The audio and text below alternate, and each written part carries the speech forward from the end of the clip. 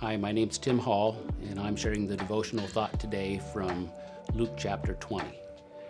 Now, Luke chapter 20 opens up with the religious leaders asking Jesus two questions.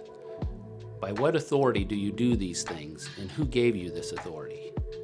Now, those two questions, the questions that were to follow in the exchanges that followed later on in the chapter, were not really so much questions as they were statements from the religious establishment to Jesus that we do not accept you, we reject your authority. And yet these same religious leaders were certainly among the crowds following after Jesus. So they would not only have heard, but they would have seen him feeding thousands from a few rolls of bread and a couple of dried fish. They would have seen him cast out demons, heal the sick, and even raise the dead.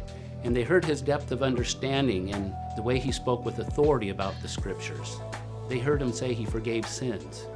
And yet, despite all these clear demonstrations of the source of Jesus' authority, they rejected him. Why? Because he didn't meet their expectations and because he challenged their man-centered religious system. Now, we can also wrestle with God's authority over our lives when we don't see God working according to our expectations and when we don't understand his ways. But rather than trying to take God and fit him into our man-sized God box when we don't understand, we need to remember what he says in Isaiah 55. For as the heavens are higher than the earth, so are my ways higher than your ways, and my thoughts than your thoughts.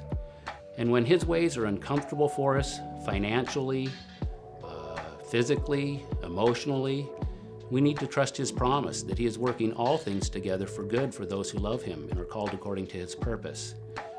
And that he responds to our requests as a loving father. Like Jesus said, if you who are evil know how to give good gifts to your children, how much more will your Father give gifts to those who ask him?